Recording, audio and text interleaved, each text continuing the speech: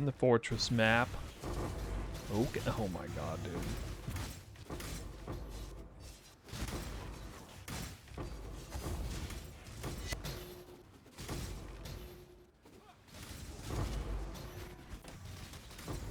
I mean, a little bit of loot.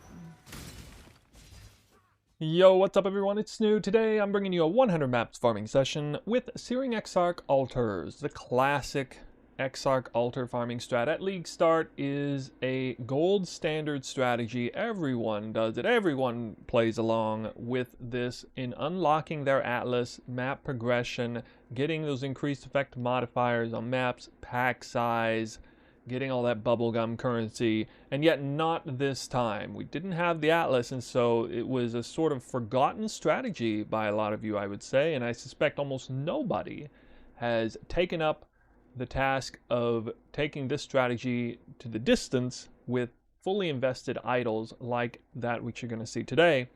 And for that, it's going to be a perception versus reality video, because there's actually kind of a problem in the community. I've noticed a lot of people feeling major FOMO about not being able to equip their character with specific relic packages, being gate kept out of some of the better strategies this league, just kind of in the dark and don't know where to turn for how to ramp up, how to get off the ground. Having to invest in a character and the idols can be a really tall order.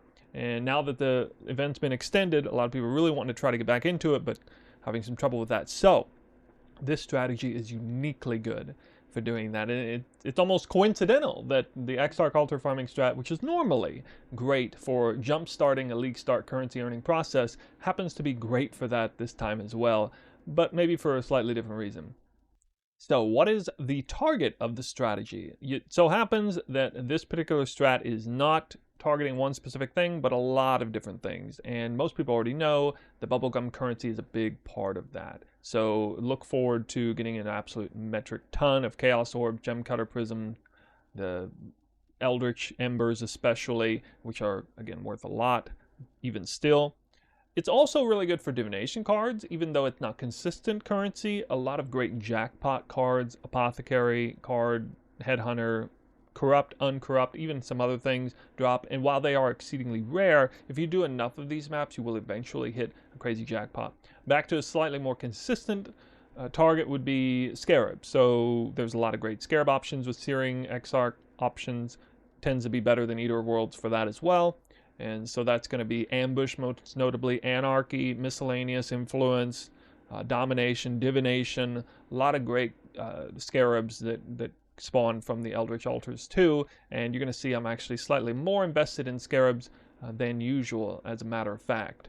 And then also, as a sort of twist for this particular strat, because of the idol system, we're able to target farm tier 17 maps in a way that most strategies are not, and that is through the synergy between two specific modifiers in the idols, one for the Exarch pack size and one for a higher tier of maps that drop, that ultimately results in way more tier 17 drops, and I think it's one of the better kept secrets out there right now as far as currency earning strats. Now, we may not have an Atlas passive tree to work with, but we still have an Atlas. We still have to choose which maps to run. And I started with Jungle Valley, but I noticed immediately I had massive problems with map sustain. And that is because I wasn't taking advantage of the built-in automatic connected map drops from bosses. I didn't want to kill the boss. I didn't care about adjacent maps. I just figured I would naturally sustain, because normally in the Atlas passive tree, you have some map nodes and sustain, and I didn't really have many idols, or even just a few idols wasn't enough. So I realized I should probably find a really good map pairing. In this case, I went with Mesa and Dry Sea. Both of these drop the Fortunate card. Mesa is particularly excellent map layout. Super popular in this event for very good reasons. Great for the strategy, which you will see in the map showcase. And Dry Sea is okay. Excellent, easy boss. Such easy bosses, both of these. So great for kind of an undergeared character. But it's a bigger map and can be kind of a confusing layout. I really like Colonnade, so I decided I wanted to scry Dry Sea over to Colonnade. If you're having trouble getting the Seer to spawn, you can always force them more consistently with like quintuple Cartographer Scarab of Risk. It seems to be directly correlated with how many map modifiers are on the map with how frequently he spawns. So you can kind of force him to spawn somewhat better than usual. by doing that. And indeed, that worked out very well for me. Now, the reason why Colonnade is chosen, harder boss, but much better layout. Easier to understand, shorter map, kind of condenses all of the monster packs onto it, and it drops the Fortress map as well as Mesa, so much better tier 17 map drop. So now I have a situation where I'm ping-ponging between very good layouts, fairly easily boss rushable Colonnade, but very easy on Mesa. Both drop the Fortunate card, both drop the most valuable tier 17 map, which isn't quite the disparity as it was a few days ago, but still Fortress appears to be the best map to go for. So great setup here, highly recommend. As far as the next thing, which we'll talk about, which will be scarabs, we're going to be looking at farming tier 17s by using 2 different scarabs. And one other great thing about this strat is you don't have to trade for maps, and you don't have to roll maps.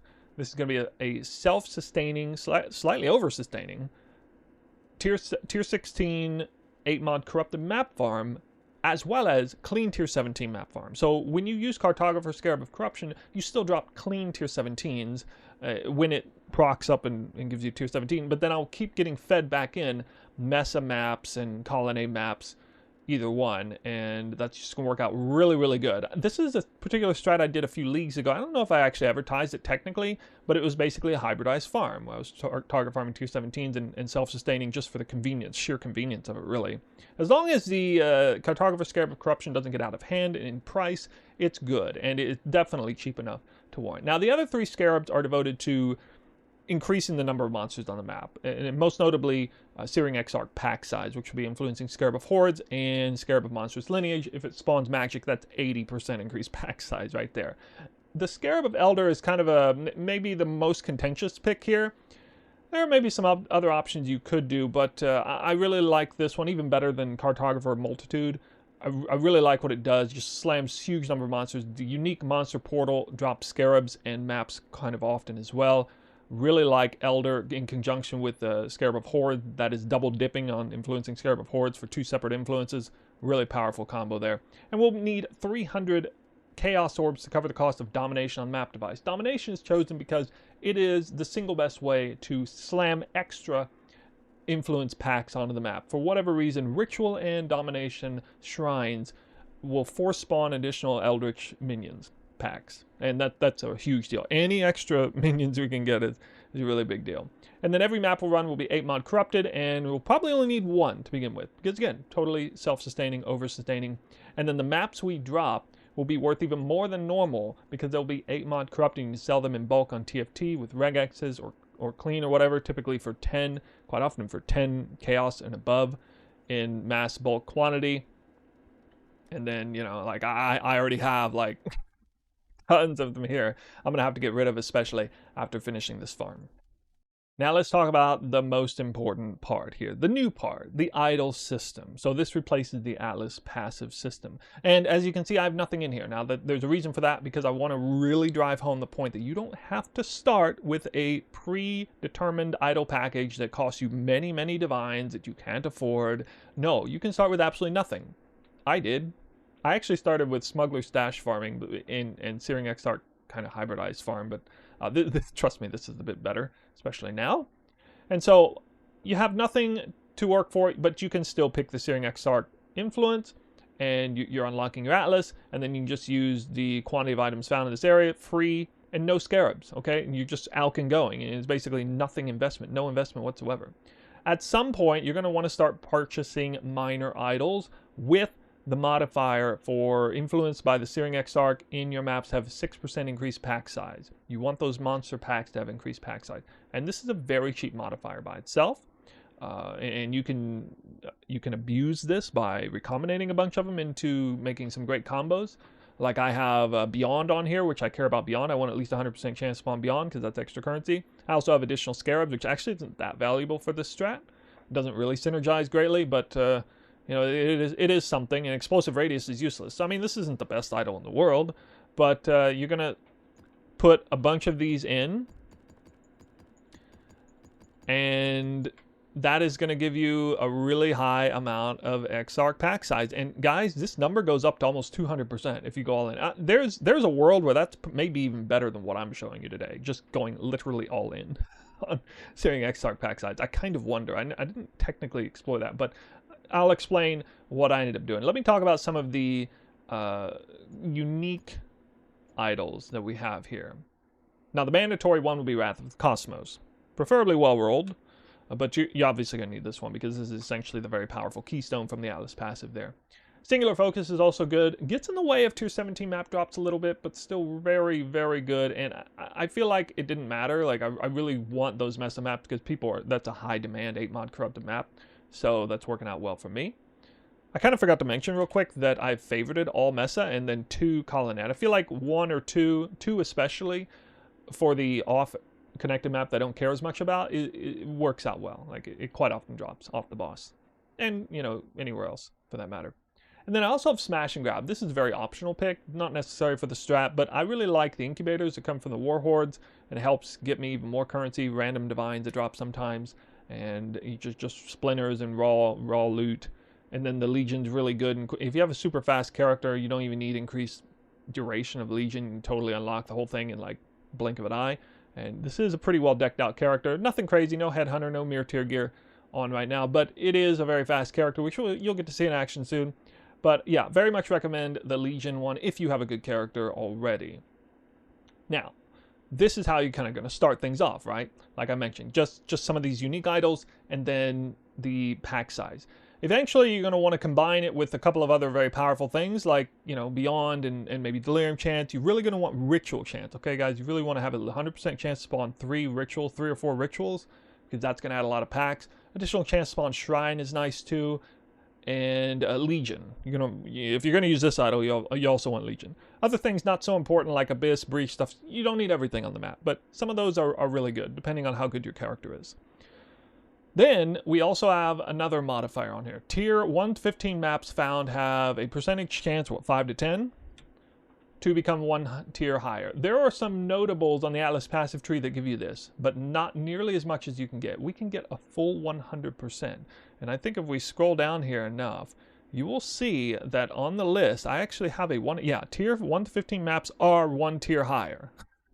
If I pull one out of this, it's almost 1 tier higher. So this does additively stack with 4 Watchstones. I should probably mention that 4 Watchstones is kind of necessary once you start going for the tier 17, just blitzing the map for a bunch of tier 17s, and you'll build up to this. You may need to get the carries or have a good enough character to get all 4 Watchstones, but we get essentially 100% chance to have 2 tiers higher per map that drops. Now, if you have 4 Watchstones, you can't drop anything but tier 16s and 17s. So what this means is, as you're continually dropping maps behind the scenes, they get recycled in and there's a forgiveness rating and keep dropping them. This is compounded by the fact that each one of those maps is given 2 additional tiers, so that results in way, way more tier 16 map ultimately dropping in your map. And even though this doesn't technically say tiers 1 through 16 have a chance to be a higher tier, it still applies indirectly, resulting in more tier 17 maps. Because the sheer number of tier 16 maps you're dropping is so much higher, and so the default chance for tier 16 to spawn into tier 17 is something like 6% chance.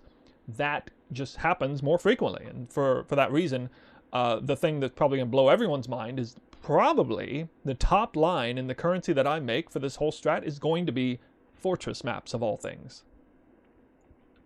And then we have some large idols here. I guess I need to kind of fix my spacing here. Okay, that'll work. Now, I have a burial idol and a totemic idol. You can do 2 of the same thing. And what these idols are doing, these are definitely more expensive. And I don't recommend doing these unless you can afford some more expensive idols. So I'm trying to min-max this strat, so this is what this kind of looks like. Increase effective explicit modifiers, not as good as sheer pack size and everything else that I can get. But when it's paired with Searing Exarch Altar, spawns automatically at the beginning of the map. Look, even with crazy pack size, it doesn't always work out. You don't always get Exarch Altars. So you're force spawning one on Mesa, where you can kill the boss first and guarantee the minion option, is really, really powerful. And then, you know, bonus points if you do rare monsters in your maps have a chance to drop scarab per monster mod affecting them. I'm kind of trying to plan in the long run for scarab farming, so it's just a good idea for me to go out of my way to get this, but that modifier is actually not very important for this strat here. And then for the, you know, the grand finale idol here, we got a Conquer idol that is definitely very expensive to make. Although nobody really cares about the Searing Exarch dupe currency mod, that was easy to get. But combining the increased effect of explicit modifiers per explicit modifier, 8 mod corrupted maps, remember that's 24%, with scarabs found are more likely to be less common varieties, that is expensive, just to combine those two things. And if you want to try and get like ritual mirrors and things on there on top of that, that starts to get a little ridiculous. But that is a pretty important modifier if you care about the scarab function. Remember I said scarabs were part of the currency, but those scarabs that drop do track into this modifier here, where they are more likely to be, say, containment scarabs or discernment scarabs when the ambush option happens, or domination of terrors when the domination option happens. It's more likely, much more likely to happen with this particular mod. So I am using it because of that reason. But honestly, all things considered, if you skipped this idol and put 4 more of these on here, you might be better off, honestly. I don't know for sure. But anyway, this is me trying to, you know, min-max as much as I possibly can for the strat, and so I figured it would be interesting to show you, because normally this strategy only makes about 5, maybe 10 divines an hour at the top end, and it's doing a lot more than that. So look forward to the results, but we'll get into that very soon. Now I show you the investment costs, which you can see here. Everything lines up. You got the tab over there. We got the internet Chrome tab right here. Wealthy Exile. We can use this as a source now. We don't have to deal with canceling or counting everything manually like in PoE 2. So that's really nice. The total cost is, it looks like 10.7 divines in grand total. 10.7 divines, which is definitely being undervalued here. This isn't quite 100% accurate. These scarabs actually cost a little bit more than what it's saying here, a little bit more. So the result is when I finish the strat and I have a whole bunch more scarabs to count, they're going to be counted as worth less as well. So instead of just trying to like regulate everything on both ends, I'm just going to let the app do its business, and we'll go with that. Hopefully you can forgive me on that, but that just saves so much time. The fact that we're not messing with that. Everything should come out pretty even in the end. All right, here we go. Now Mesa is uniquely good because we can actually delay the Searing Exarch Altar until after killing the boss, usually. Try not to kill anything before then, but there we go. And that way we can guarantee corrupted item. I just did that twice. Now, fortunate card will be another thing with target farming.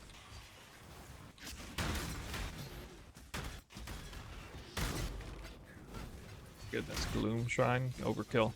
I round about the top end first, and we're already getting a 3rd altar. I'm actually going to do basic currency dupes. Got a map.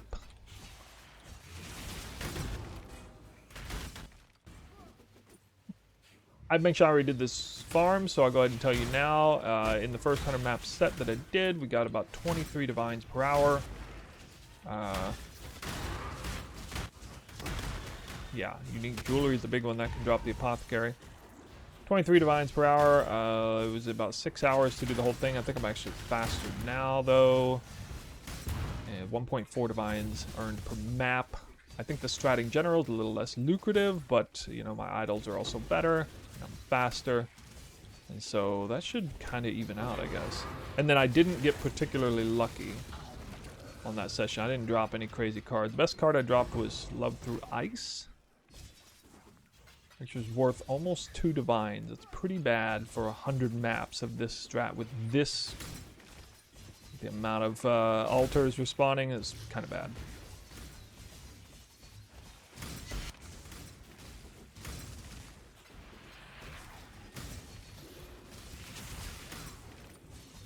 Will not actually do the rituals. They're not worth the time.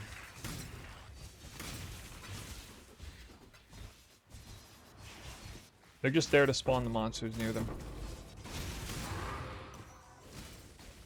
No fortress map yet, but you can see Potential. Oh, we spawned this one late. Now imagine if I'd spawned this one early. Grands and Graders. At the very end of the map. Unlucky. And I even have basic currency dupe. Leaving gold on the map. This is the ultra strict filter. I don't really use this one anymore. But we're using it for this strat because that's just good form.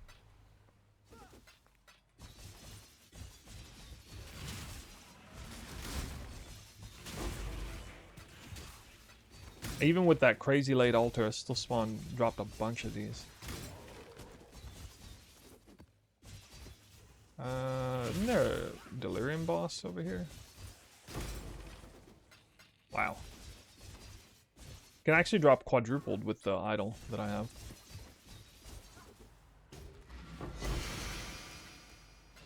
One incubator to go.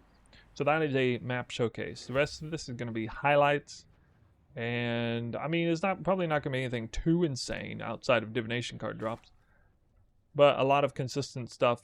Oh, we even got a tier 1 res roll as a honorary mention, I guess. I mean, look at that. I dropped like 8 maps. So I'm actually a little bit unlucky that I didn't get a fortress map out of that. I'm going to run every single type of map except Reflect. I can run Reflect. It's just annoying because I have to change some things or be careful or whatever. So I don't want to mess with that. Again, try not to die. I'm also working this whole time. I'm not able to like just take off a bunch of time during this event, so. Oh wow, Raw Divine already. Now, Raw Divines are actually not what we'll be getting very many of, but you know, the Legion, they do drop out of Legion stuff. And Nomanord too, actually.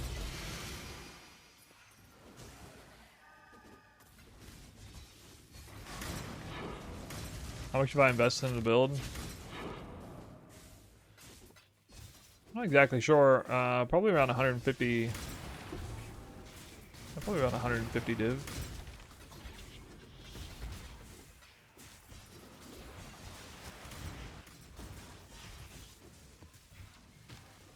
A lot of things about the build are quite cheap.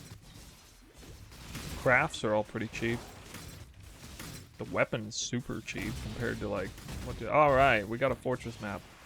Pretty late on that first one. We're gonna see a lot more of those. Nameless Seer too.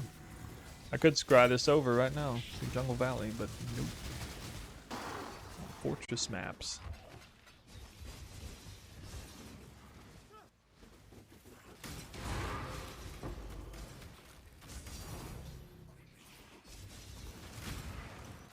Horn Scarab Pandemonium, there you go. 2x2 idol pays off, less common varieties. And I had a chance to dupe that. Damn. Like, actually, I don't usually have Scarab dupes from an early point of the map. But I actually did there. That would have been insane. Yeah, it is definitely actually worth the jewel slot. I was surprised.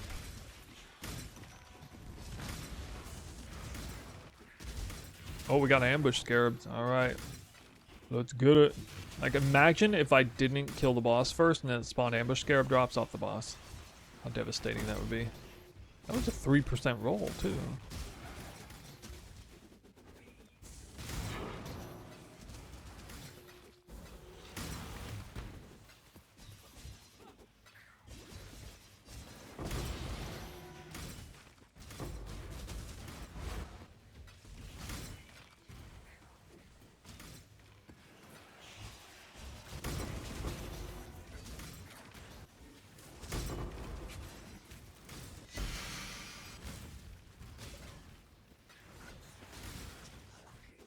This map's gonna have a lot of value.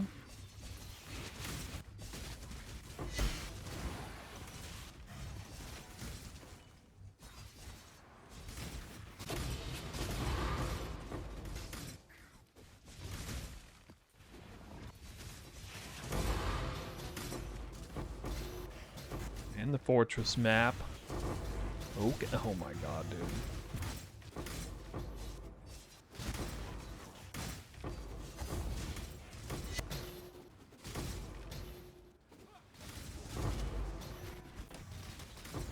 I mean, a little bit of loot.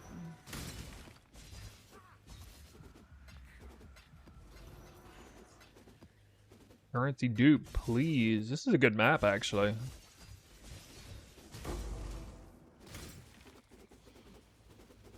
Yeah, scarabs. Dropping good Titanic scarabs.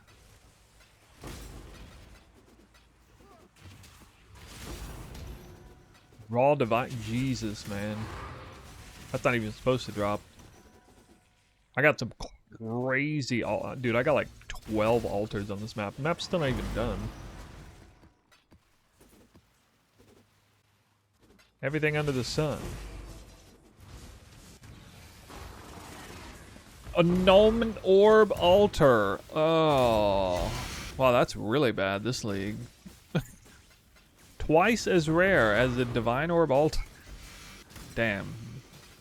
Or at least as rare. I hit a divine orb altar, guys. It's a divine orb altar. Oh my god.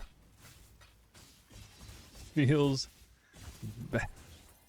I mean, it really is a divine orb altar because it happened at the very, very, very end of the map. Oh, jeez. Never fails.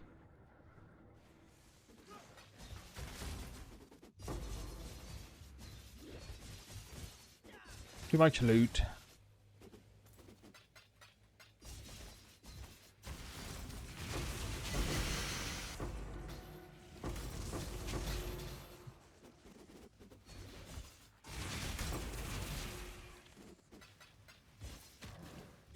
How many altars was this? What?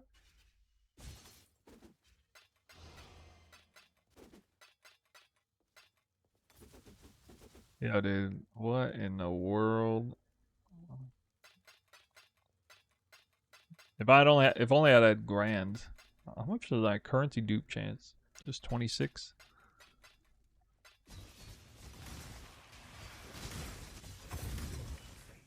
I mean, I explained. Yeah, I originally had the full thing on there, but it was like, oh wow, leaking chest. There you go. It was gonna be like a 52-minute video or something. I was like, okay, now, even like fast forwarding time lapse style. Like I spent a long time crafting that item. So, I mean, I had to make an executive decision. I know people are going to get shitty if I make a crafting video and it's 52 minutes long. Must be my willingness to use quant rarity.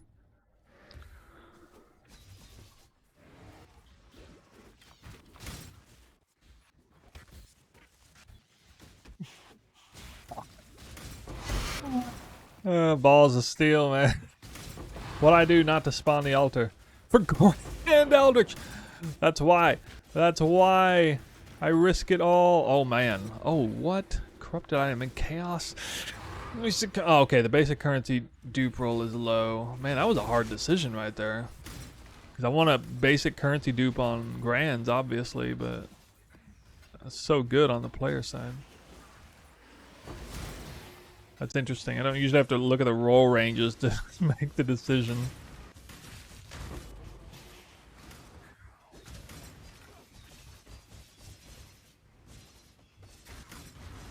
I tell you, one of the worst experiences I have is trying to hit corrosive elements on an elemental cluster. So bad. Hey, fortress.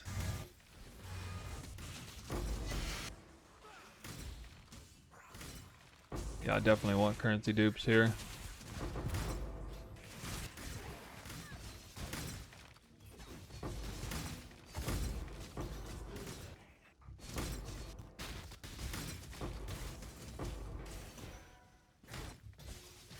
Everything spawned in this spot.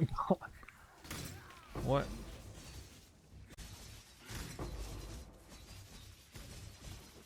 All I can get is unique dupes. That's so bad.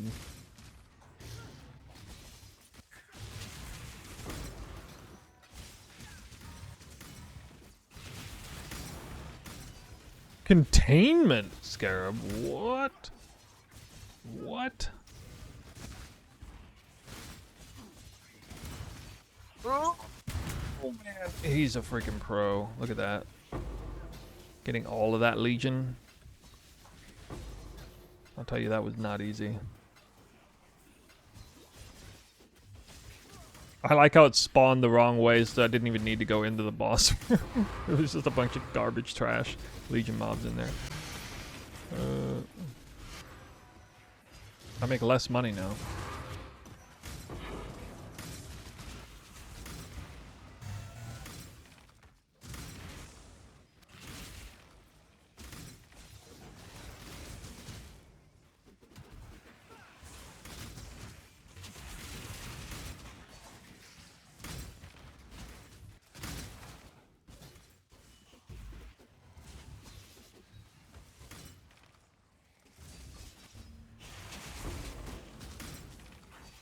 Well, geez, already hit like 6 eldritch altars.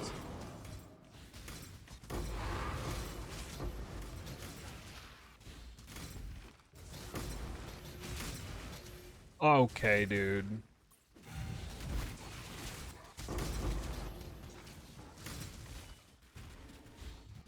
Yeah, I'm just gonna loot after this map.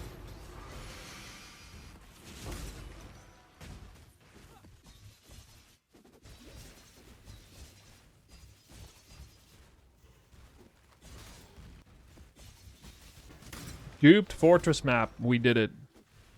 We did it. Bingo. I finally made it happen. Finally. What was my percent chance? 24. Nice. Feels good, man. I've been trying to do that for so long.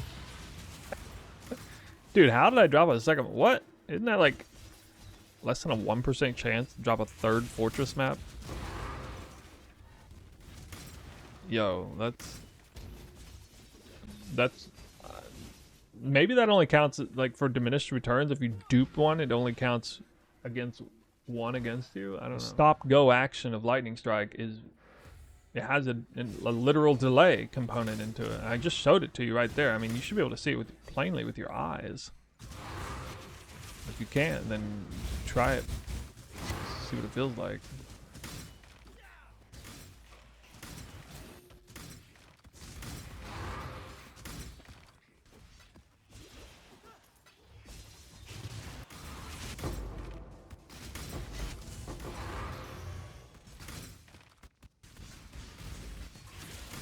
It's like, it's definitely one of those things where like, you don't know if you don't know, right?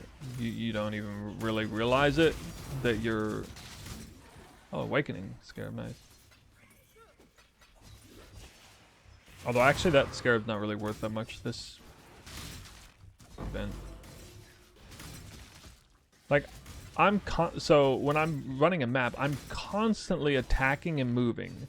Constantly, like, so I know to the like microsecond subconsciously how fast this skill is attacking. I don't need a number to inform me that my attack rate. I can feel it playing it enough. So when I switch out to lightning strike and the number says the same thing, but then I'm feeling like it's almost like I'm playing at like 0.5 speed in terms of like attack rate. It's like, what is happening? Like, am I losing my mind here? Grand Embers again?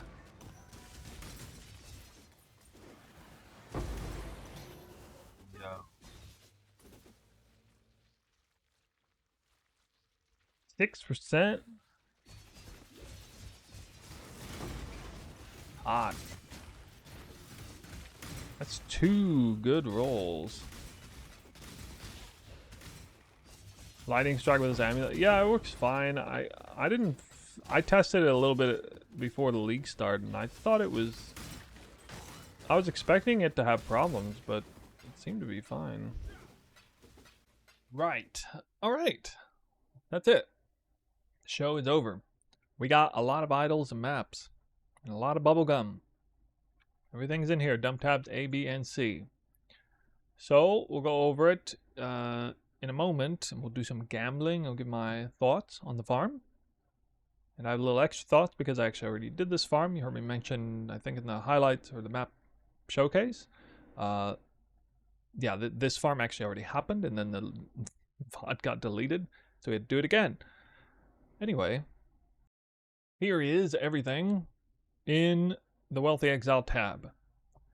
And I did say this before. I figured Fortress map would be the top of the list, unless I got really lucky with something. Divination card likely. Didn't happen.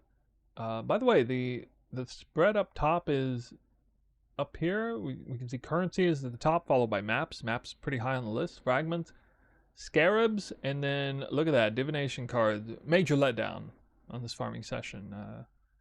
The fortunate card is on top with 25, and you know, where are the div cards? Where are the like literally anything? Is there anything? I think like the single best card I dropped was the Bitter Blossom. Like what? In 100 maps? Is that actually the best card I dropped from Exarch rewards? That's like just straight up unacceptable. I can't believe. I've never seen RNG that bad before. I know I clicked divination reward cards constantly. So why none of them drop? I don't know. But at any rate, let's not get lost in the weeds here. We got a ton of Mesa maps, 270, all 8 mod corrupted, and these are worth a lot more than 6C because they're 8 mod corrupted. 7 divine orbs, a bunch of chaos. I think the only thing I feel a little bit good about in terms of RNG was Grand Eldritch Embers. I got a full 201 there, so that's pretty good. Yeah, about 4C. There's colony maps, lesser and greaters, and yeah, I mean, it should be obvious to you if you're looking along here. There is absolutely nothing here that is outlier drops. This is all completely consistent drops. Tainted Fusings, the Invitations. The very first outlier drop is an Ambush Scarab of Containment, 1. We get like a few Valdo boxes and a Pandemonium Scarab, and then again, it's just like very consistent drops there. 8 Exalts. Scroll down all the way. And so right off the bat, you should be able to detect that the results here are very baseline. This is quite low on the RNG table. Very low. I'd say this is probably like bottom 10 to 20% of RNG here, mainly on account of divination cards just being non-existent. I farmed a total of 1,231,435 gold. We just go ahead and get the gold out of the way. 12,314 gold per map on average. Sounds about right. I knew I was above around 10,000 there. And over 200,000 gold per hour, which is not the most amazing thing in the world, but given that I'm not wearing any magic fine gear, any rarity on gear, and also given the fact that it's tier 16, I feel like that's pretty solid. Pretty solid. To remind you, the investment cost was 10.7 divines, gross 123. We can see the number up here. I actually added them in manually. And it was 123.1. Then we got 112.5 net. 1.1 divine per map. 18.7 divines per hour. And just so you're aware, 1.4 divines per map and 23 divines per hour were the results 4 days ago with the exact same farm with slightly worse idols actually. And I think that's in large part, that's mainly because of 2 things. I remember I dropped an Enlightened support at the time that was worth like 5 divines. And I did have Love Through Ice, so it was actually a card that was worth a little bit, like 2 divines. But mainly the Divine Orb to Chaos ratio is different and more favorable for this farm at that time. So the Divine Orb's still only worth about 150C, which is not bad for this farm for sure, but you can see the efficacy of the farm took a little bit of a hit for that reason. So what I'm going to do next is ID all the idols, see if we got anything good. I probably should mention this. I thought about counting idols worth something because they obviously are worth something, and killing a ton of monsters in a short period of time nets you more idols than you would normally get otherwise. And especially these conquer idols, unidentified, is certainly worth something. There's no real market for it, but I'm not going to end up counting them worth anything in this farm. There were also a number of deception contracts that were in here that aren't counted for anything, and maybe a couple other things that I'm kind of skipping. We'll open some Baldos boxes. We'll corrupt some uniques. I think one of the best uniques I had here was a perfectly rolled ephemeral edge, and a couple of kind of honorable mentions here. A couple of items that are honestly worth at least like a divine each. This fracture, and then this high quality armor energy shield helmet base. Yeah, so yeah, give me a minute here and I'll clean this up a little bit. All right, we begin with stacked decks. I don't even really want to talk about how bad the RNG I've had for this league, having farmed Legion like every map practically. Like average, like two. I don't even know what this is. This is a Tink worth 14 chaos. That's a major troll. I've never even seen that card. Beano's Kitchen Knife, 1 to 6. Has anybody ever seen that card? It's a tier 0. I mean, tier 0s are worth a fair bit because of dusting, disenchanting. Which, I mean, I do a lot of card farming, so weird. All right, nothing good. All right, we're gonna check idols. I've already pulled them out here. I haven't even looked at these yet. So let's give them a look. We're definitely looking for, well, I mean, quantity of items found in your maps. Like a little bit, but probably not really worth anything. Increased effect of modifiers, explicit mods, that sort of thing would be really good. Yeah, I don't think that's actually that good. Get the Conqueror ones out of the way here. Beasts. Is that 2 different beast ones? Wow. I didn't notice anything. I probably missed something, but oh, that's abysmal. Maybe 1 divine out of all of these. I don't know what to say. That's honestly pretty insane to loot all of these and to just not get anything good. I mean, I can 3 to 1 them later, but we'll see. Let's do a little Val fun. See if we can get any good corruptions. Lionized Fall with Lightning Pen is actually valuable. Okay. Oh, I don't know why I did the Ventor's Gamble. That was stupid. Hey, it even rolled with 15% reservation. +2 AoE Fairgrave's Tricorn. Nope.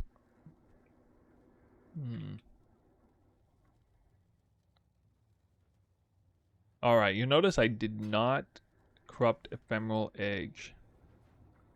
That's because we're going to give it the special treatment. This was the only, real premium unique drop because it's perfectly rolled. And so we're going to give it the, actually, no.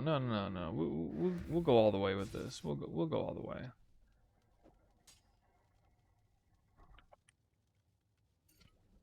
I mean, Life Force is cheap after all.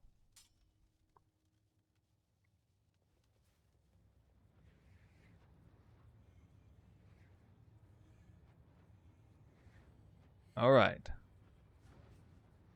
Now, I did get a perfect corruption on these once. Nothing. Suppose I should have given it 3 sockets.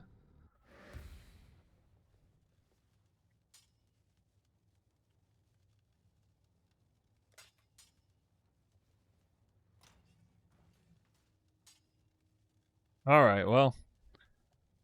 Maybe I can still sell it. I guess I can. A little bit. Yeah.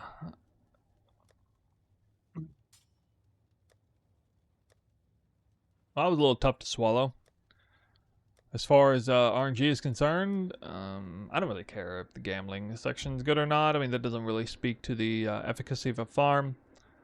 What does is the real results, and knowing that I, got worse results than I did early or late last week, is a little bit of a letdown. But yeah, the nice thing about it is when you saw the results, again, it was like absolutely nothing there that was skewing anything. In 100 maps, you actually expect to see some halfway decent jackpot stuff happening, I would say, in 100 maps of doing this. Again, remember, these packs are bigger. We're spawning far more eldritch altars in the current setting of the game than we did in any previous Grand Design, Wandering Path, all of it. Like, the best of what the Atlas ever had to offer could not touch, come even close to touching the best of what the idols have to offer. And I didn't necessarily run the absolute best idol setup. So just to kind of, I don't think I even necessarily did this, but I'll kind of scroll over every idol so you can sort of verify. You can pause the video if you want to see what I had. Yeah, that's going to basically conclude the video. 18 divines per hour, so certainly a baseline for this. And this is more than I ever made doing this farm before. I never made really even close to 18 divines per hour at any point during the Exarch Altar farming. Again, at the best timing window, best league for it, this is far exceeding that. And so, I mean, a lot of strats are. I figured I'd give you something to chew on with this strat, and so those are the results. And just remind you, you don't have to start with this whole relic package, totally unnecessary. You can just focus on getting that increased pack size, unlocking these slots, obviously, as many as you can, even just half of them. Even if you just unlock half of these slots and then get like the remaining open slots with a minor idol with just increased pack size Searing Exarch, you're going to be off to a good start. Definitely, with a lot of altars, and you might find the maps to be a little difficult, but it definitely worked. Again, super highly recommend the ping-ponging, at least between Dry Sea and Mesa, or Dry Sea and Colonnade. That's really worked out well for me. One of the best ping-ponging maps that I think I've experienced in the game. And with that, we close out the video. I think I will be doing some tier 17 stuff next time, so look forward to that. We also maybe need to address some more crafting stuff. I recently came out with a crafting video on these very, very nice pseudo 8-link gripped gloves for Abyssal Frost Blades, which you cannot get a 6-link conveniently anywhere else, except for maybe Squire. I would definitely expect to see me having a Headhunter equipped. If I'm going to be doing tier 17, might as well. And that item keeps crashing in value anyway, so it's going to be easy with the currency farmed here. I will definitely have a little bit of work cut out for me with selling some 8-mod corrupted maps on TFT, but I will get a lot more value out of it than what the app showed. And I'd be curious to see your guys' thoughts on the whole tier 17 farming version of this. Much of the excessive currency that I earned was in fortress maps. Again, like that line of text on the top, I think was double. I can actually double check real quick here. Yeah, it was 20 divines worth of all the loot that I dropped. Next best thing was Mesa maps at 11 divines. And then raw divines at 7. So yeah, really good. Let me know what you think about this farm in the section comments below.